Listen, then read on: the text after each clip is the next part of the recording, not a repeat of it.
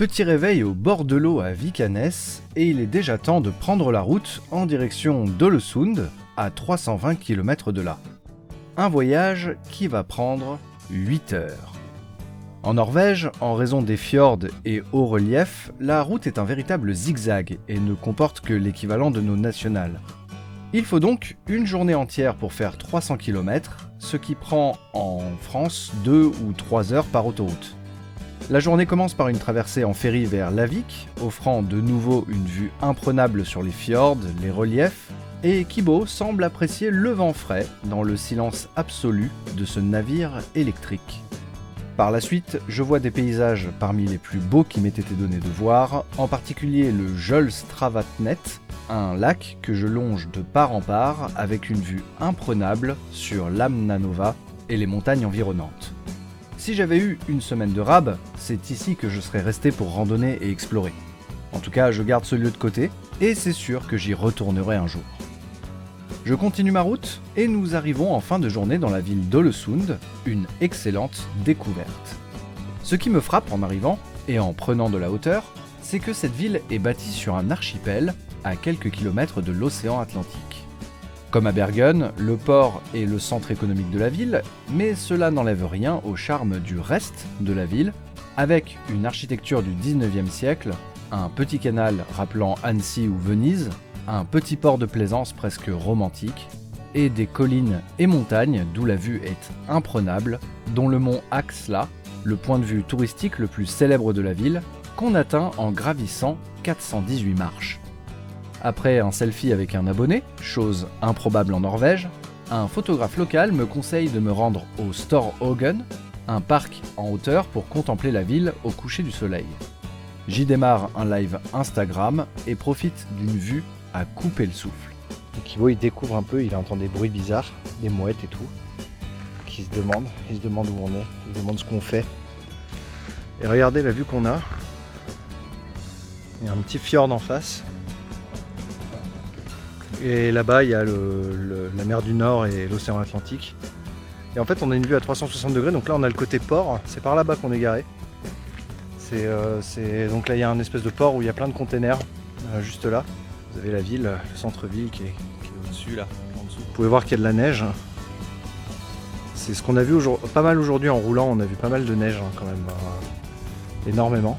Et puis vous voyez, il y a quand même beaucoup de fjords, beaucoup de lacs intérieurs en fait, concrètement. Donc Kibo vous montre son joli trou du cul. Il profite de l'herbe, il kiffe, il surkiffe l'herbe. Il adore, il prend son pied là. Kibo et moi passons la nuit garés sur le parking d'Ålesund, et après une nuit calme, nous reprenons immédiatement la route vers une étape très importante, que j'ai déjà visitée en 2013, Trondheim. Mais entre Ålesund et Trondheim, il y a un lieu particulièrement connu que tous les touristes veulent voir en road-trippant en Norvège.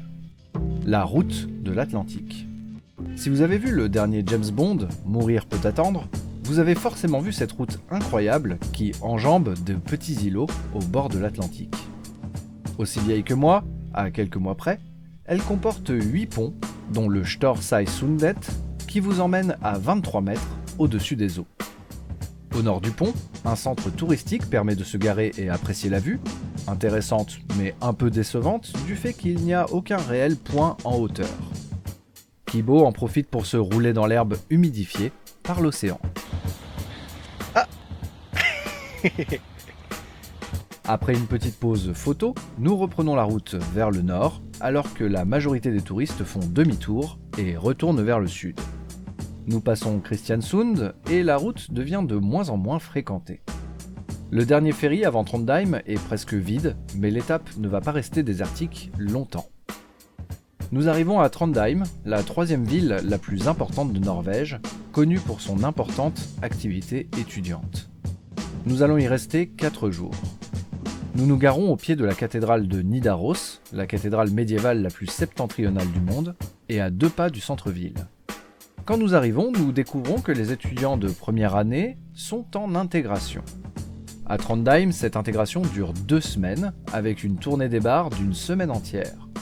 Les Norvégiens sont fans absolus de Kibo, qui réalise des bains de foule pendant les 4 jours de notre étape.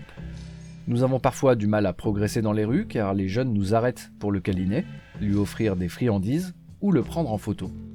En plein live Instagram, je me sens obligé de couper pour éviter de trop les filmer sans leur autorisation, surtout quand on voit à quel point ils sont bourrés. Regardez comment il fait la gueule juste pour avoir le burger qui est là, quoi. Là, je vous remets les choses en contexte. Hein. Vous avez le chien qui est là, le burger qui est là-bas. Sorry, I'm live on Instagram. You wanna say hi? Yeah, I wanna say. What's your name? Hey, Michael. Michael. Yeah, you're from Trondheim? Yeah? Cool. Mats? Oh, Kibo. Il est reparti en mission burger. Le burger est aligné avec lui. Hein. Regardez, si je me couche là, regardez, si je fais comme ça et que je remonte la caméra, on a le burger juste là-bas. Putain, mais il est incroyable ce chien, incroyable. Kibo, yeah. No. My grandma has the gold record. Oh, the Goldens are the best. How old is it? 3.5. Ah. Il a 3 ans et demi. Sorry? So, Dog notice that I am drunk. Does he notice? does he know that you are drunk? Yeah. I don't think so. I think he knows that you have food in your hand, Yeah. and that's why he's so cute with you. Eh, c'est bien. So yeah. Fan så fin alltså. Älskar mig. 3.5. 3.5, yeah. Perioder. Kibo, dis bonjour. Ah, tu es français? Oui. Ouais. Moi, je vais le montrer français. Ah bah. C'est rare que je parle français ici. Ah ouais? Oui. Ah, moi, c'est rare que je parle français, moi aussi. Oui.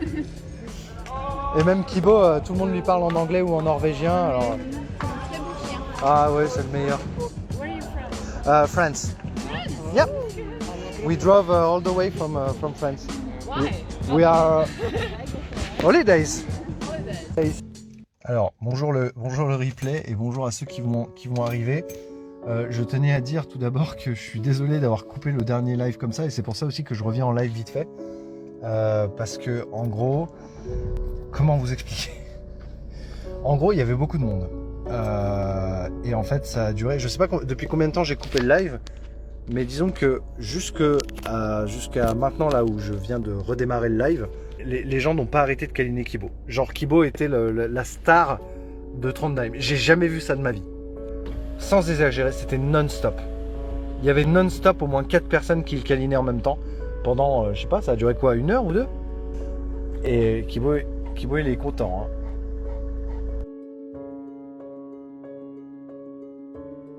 Chaque nuit, nous allons dormir dans les hauteurs de Trondheim, à Grokallen, et durant une seule nuit, la nature nous offre un cadeau que je n'espérais plus. Vous pouvez déjà voir ici que je suis en train de prendre des photos des aurores boréales. Ça y est, enfin j'en vois. Pour la première fois de ma vie, j'en vois super bien là. Vous imaginez pas là, parce que là je suis limite en fisheye quoi, je suis en grand angle. Hein. C'est la taille de cette aurore là, elle est monstrueuse. Et on voit pas trop en pilier en fait, ça fait vraiment un gros nuage vert en fait. Oh mon dieu, putain le bras il me passe, il monte. En fait il va, je sais pas si vous voyez un peu dans le ciel, mais pour vous donner une idée, le bras passe par-dessus la grande ours. Et ça remonte jusqu'au-dessus de la petite ours, jusqu'à Cassiopée. Le bras il se déplace comme ça en fait. Il monte de la grande ours jusqu'à Cassiopée et puis il rebouge. Et ça fait comme des vagues en fait. Ah si, vous le voyez peut-être un peu là. Vous voyez un peu là. Vous voyez pas une petite... montez la luminosité si vous êtes sur votre téléphone. Est-ce que vous voyez... Oh mon dieu, c'est... mais si, on le voit sur le téléphone là. Au centre de l'image. Vous voyez une petite lueur. Les seules lueurs que vous pouvez voir là actuellement, c'est l'aurore. Vous le voyez là ou pas? Mais comment ça bouge? Mais c'est incroyable! Mais c'est à l'œil nu! Oh, j'espère que vous le voyez là. Vous le voyez là. Normalement, vous le voyez là. Putain! La putain de sa mère! Vous voyez comment ça bouge? Mettez la luminosité à fond sur votre téléphone, je vous en supplie. Vous le voyez là? Dites-moi que vous le voyez. Dites-moi que vous le voyez là. Oh mon dieu! Mais c'est incroyable! Bon, du coup, j'ai pas pu faire la photo que je voulais faire. Parce que le truc a bougé du coup. Mais vous l'avez vu, hein? Dites-moi que vous l'avez vu, pitié, dites-moi que vous l'avez vu. Dites-moi que vous avez vu ce qui vient de se passer.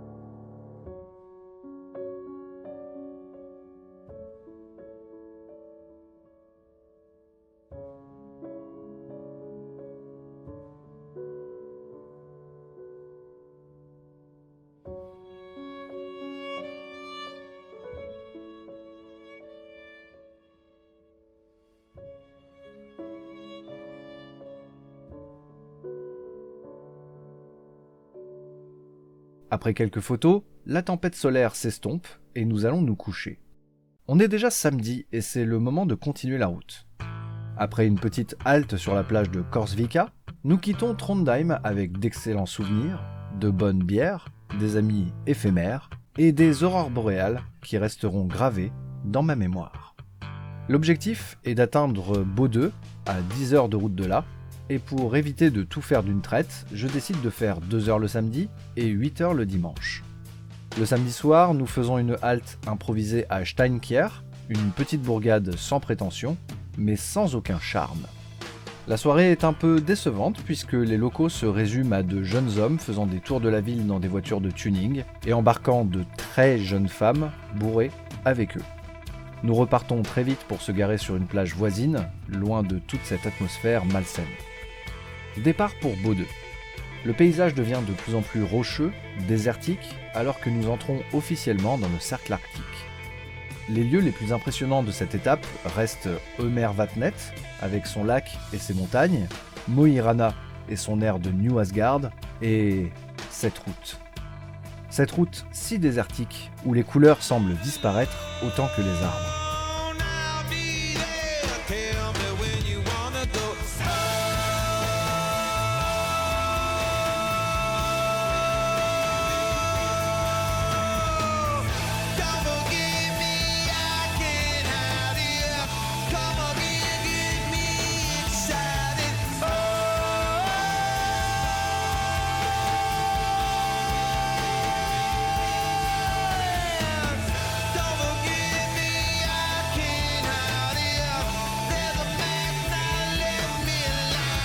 Nous arrivons à Bodø dans une atmosphère de brume.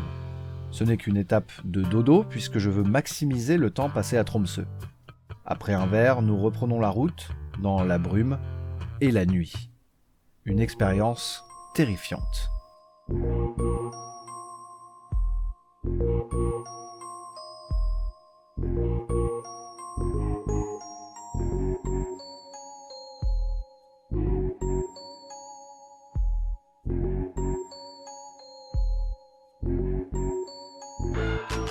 On ne voit rien, il fait froid, des poids lourds apparaissent au dernier moment dans des virages, et nous passons même dans des tunnels embrumés, sans lumière et à une voie.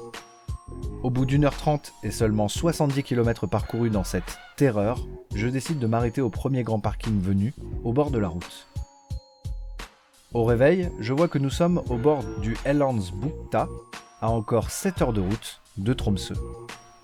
Il pleuvra quasiment toute la journée, mais la beauté de la route va rendre cette étape particulièrement belle, notamment autour du pont Skjomen, qui annonce notre imminente traversée de Narvik. En arrivant à Tromsø, les arcs-en-ciel disparaissent, la pluie aussi, et je me retrouve dans une ville que j'avais également visitée, longuement, en 2013.